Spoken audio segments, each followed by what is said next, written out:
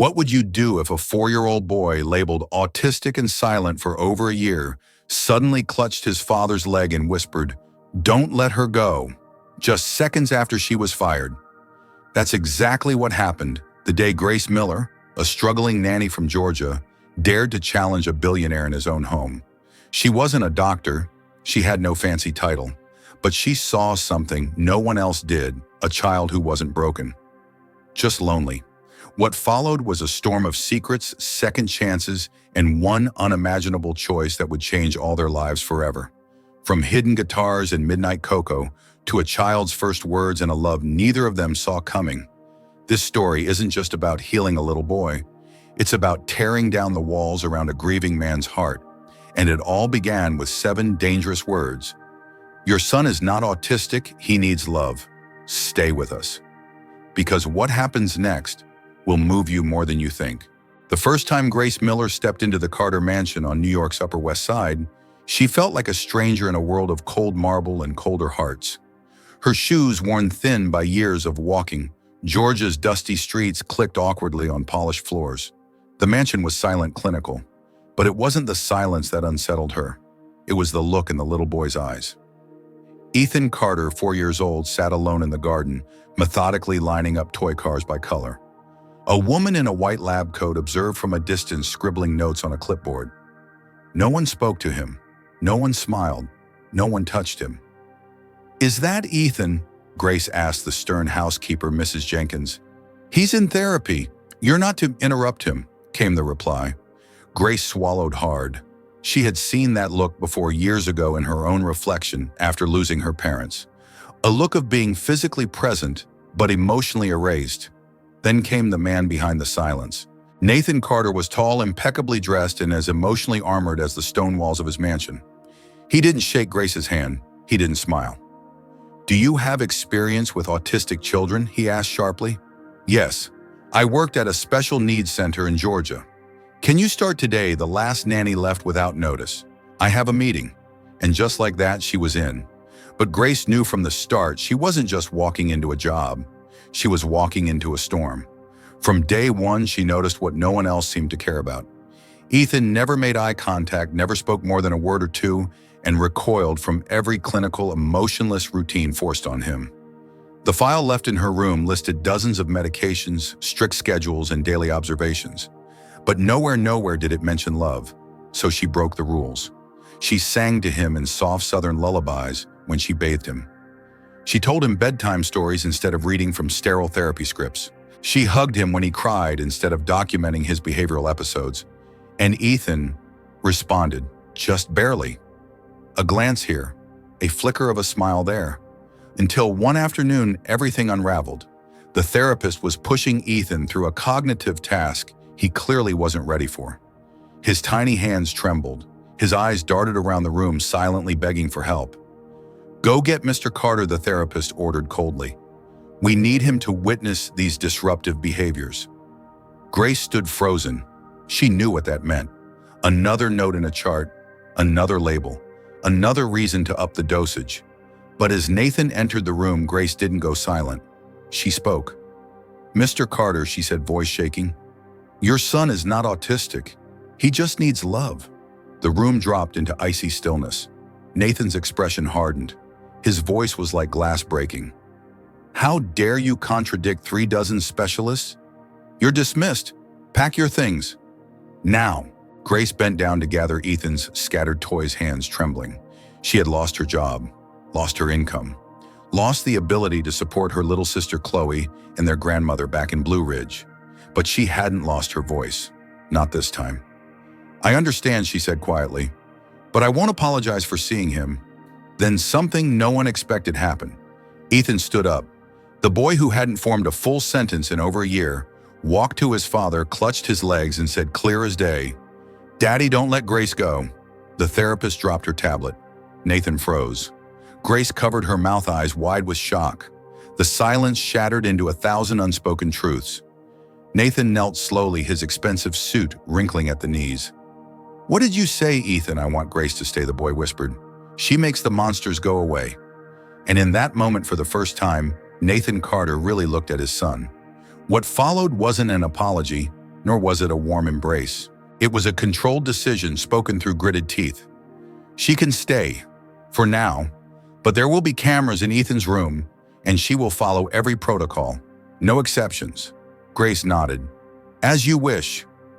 But inside something had cracked open. Not just in Ethan, not just in Nathan, but in this entire household built on silence and grief. That night, Grace tucked Ethan into bed as always. As she drew the blanket over his chest, she noticed a new red light blinking from the corner of the ceiling. A camera. She looked straight into it and smiled gently. "Good night, sweetheart," she whispered, kissing Ethan's forehead. "Your mama's watching from the stars, you know." In the study, watching the feed on his monitor, Nathan blinked. That voice, that warmth. No therapy had ever sounded like that. Over the next few days, Grace balanced the tightrope, following every rule when watched, but stealing moments of joy when she could. A new toy, a lullaby, a story whispered under covers. And Ethan kept surprising them all. One day, Grace found a dusty box of musical toys in a forgotten closet. Inside was a small plastic flute. When she offered it to Ethan, his eyes lit up. He played it badly, but joyfully. Later that night, as Grace strummed an old guitar she'd brought from Blue Ridge, Ethan joined in with a squeaky off-key melody on the flute. Nathan stood outside the door, listening, hand on the wall, eyes closed. Something had begun. Something fragile and beautiful and completely terrifying. And it had all started with 7 forbidden words. "Mr. Carter, your son just needs love. We're so sorry to pause the story here, but what would you have done in Grace's place? Would you risk your job to defend a child no one seems to understand? Where are you watching from today? Let us know in the comments, and if this story touched your heart, don't forget to like and send a heart to support us." The new red light in Ethan's bedroom never blinked. It glowed steadily from the corner, watching recording judging. Grace felt its presence every time she entered the room, but she refused to let it change the way she touched Ethan's life. She still sang to him softly, still whispered encouragement into his ear when he tried new words, still wrapped him in hugs when nightmares clawed through the silence. But now, somewhere on the other side of that lens, Nathan Carter was watching. And though he said nothing, something in the house had shifted. He was watching more than just the footage. One afternoon, Grace found a small wooden box buried deep in Ethan's closet. Inside were toy instruments, unused, forgotten. She offered the flute to Ethan. At first, he only stared. But when she blew a silly off-key note, he giggled. That sound, it was music in itself. Carefully, he took the flute and mimicked her. The notes were broken, awkward, but real. "You like music, huh?" she whispered. Ethan nodded. That evening, Grace returned to her tiny apartment and pulled out her grandfather's old guitar, still dusty, but intact. She strummed it once. The sound was raw, honest, like something the mansion had never heard before. The next day, she smuggled it into the Carter home in a blanket. When she played for Ethan, he sat cross-legged on the floor, eyes wide, hands hovering over the strings like he was touching magic. Neither of them noticed the figure standing just outside the half-open door watching. Nathan. Later that night, he confronted her not with rage, but with something far more dangerous: curiosity. "Did you teach him that?" Grace looked up from the guitar. "No, he taught himself. I just gave him the chance. He didn't say anything, just walked away." But the next day, when Grace came downstairs with Ethan, something had changed. There was a new schedule taped to the refrigerator. Fewer therapy sessions, more time with Grace. And then Margaret Carter returned.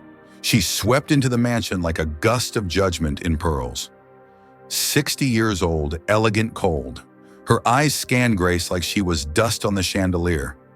"What is that sound?" she asked, striding into the living room. Ethan was tapping a tiny tambourine. "It's music," Grace replied calmly. "It's noise," Margaret snapped. "Not part of his therapy." Grace stood up slowly. "It's part of his healing."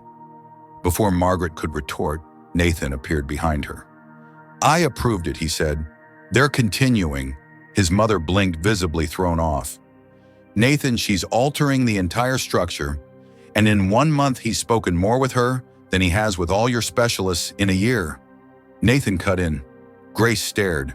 He had defended her, publicly, before his mother. Margaret pursed her lips, furious but composed. "Very well, but I will be watching." That night, thunder rolled through Manhattan. Rain lashed against the windows.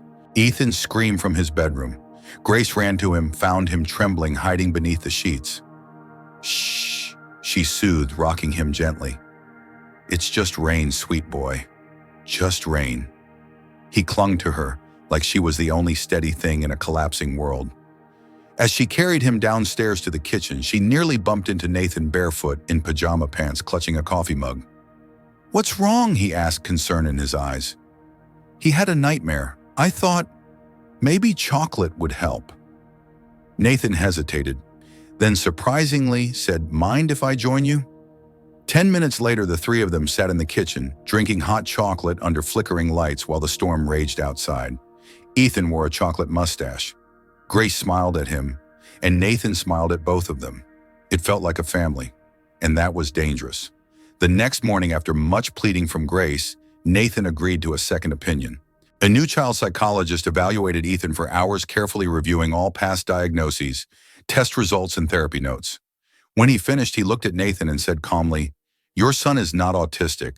Nathan's entire body went still. What he's experiencing is selective mutism, an emotional withdrawal, likely caused by trauma, loss, a lack of connection. What he needs is consistent emotional bonding. And from what I've observed, Miss Miller seems to have provided just that. Grace was sitting in the corner, holding her breath. She didn't dare move. Nathan leaned back in his chair, eyes distant. "So all this time, you've been treating the wrong condition," the doctor confirmed, "but the right person has been healing him anyway." The car ride home was silent. Ethan napped in the back seat. Grace sat quietly beside him. Nathan didn't speak until they pulled into the driveway. "You were right," he said. Grace turned her head. About what he looked straight ahead. All of it. For a man like Nathan Carter, admitting that was like setting himself on fire. But he didn't flinch. Later that night, he lingered in the hallway outside Ethan's bedroom, longer than usual, listening to Grace sing softly while tucking the boy in. And in the quiet that followed, something else began to bloom. But not everyone was ready for it. We're so sorry to stop the story here, but let us ask you this. Do you believe healing always requires professional help, or can love alone rewrite a child's future? Have you ever seen someone misjudged completely only to later prove everyone wrong? Tell us where you're watching from, and if this story is speaking to your heart, we truly appreciate your like and support. 3 days passed. Grace barely spoke to Nathan, and he didn't explain why he had left so suddenly without saying a word. All he'd left behind was a message. "Please wait for me. I need one more day." But one day turned into 2, then 3. Grace had made up her mind. She couldn't live in limbo, constantly tiptoeing around Nathan's silence, Margaret's scrutiny, or the whispers from his late wife's family. She loved Ethan. She cared for Nathan. But this wasn't a life. It was borrowed time. She packed her small suitcase at dawn, folded 2 letters, one for Ethan, one for Nathan, and left them on the neatly made bed. The house was quiet as she walked toward the front door, suitcase trembling in her hand. She wasn't ready for what she saw. Nathan in jeans and a wrinkled shirt stepping out of his black SUV, holding a bouquet of wildflowers and the old guitar she thought she'd left in storage. "You were leaving," he said softly. Grace froze. "You didn't come back." "I thought that I ran," he finished, eyes tired. "No, I went to Georgia. I needed to understand something. About you, about me, about us." He set the guitar gently against the wall and opened a folder. Inside were blueprints, floor plans, sketches. "This is a house on a piece of land in Asheville, North Carolina. 2 hours from the city, 3 from your hometown. It's quiet, open, safe, with space for Ethan to grow and laugh and run without judgment." Grace stared, unsure whether to cry or run. "I'm not asking you to come back as a nanny," he added. "I'm asking you to help me build something new. A home, a life, for all 3 of us." "You can't just," she began. "I also bought the lot next door," he said quickly. "And I've already registered a nonprofit, the Emily and Hope Foundation. It'll provide emotional development programs for children like Ethan, using your approach." Grace's breath caught.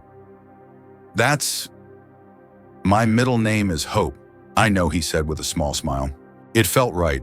The door behind them creaked. Ethan peeked out, hair tousled, dragging his blanket behind him. "Are we going to leave again?" he asked. Nathan bent down, arms open. "Only if Miss Grace says yes." Grace knelt. "Would you want that?" Ethan nodded. "I want you both. And maybe a dog." Grace laughed through her tears. "We'll need a big backyard for that." That night, Margaret Carter sat quietly in the living room, her eyes drifting over old portraits of her son, her late daughter-in-law, and now new photos of Ethan smiling, laughing, playing music, drawing. She didn't say much, only handed Nathan an envelope before leaving.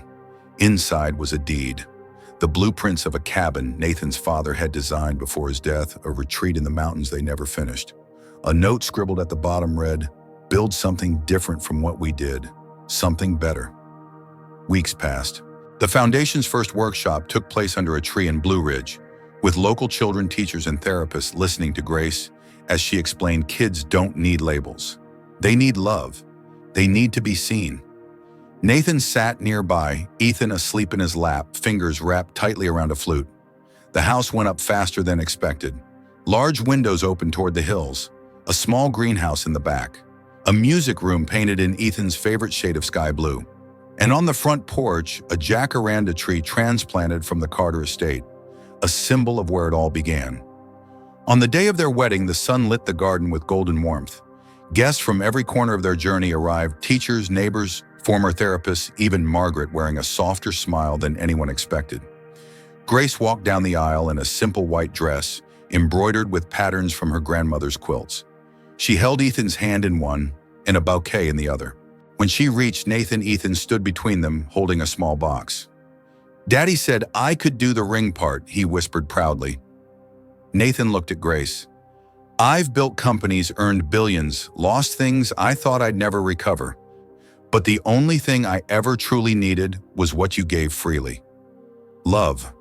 Not just for Ethan, but for me." Grace's eyes glistened. "And all I ever wanted was to matter to someone, not for where I came from, but for who I am."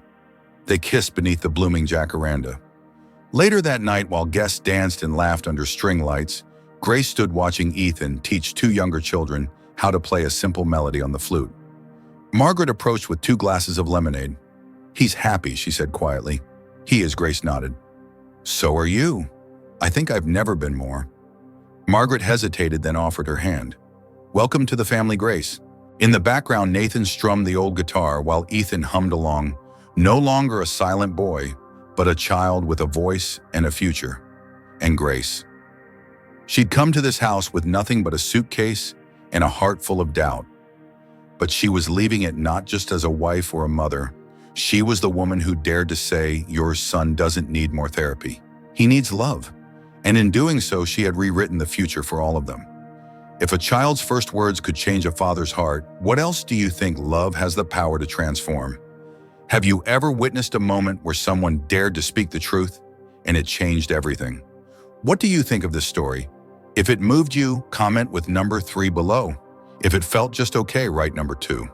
If it didn't meet your expectations, you can be honest and write number 1. Also, where in the world are you watching from today? We'd love it if you could share and tap the heart to help us tell more stories that matter.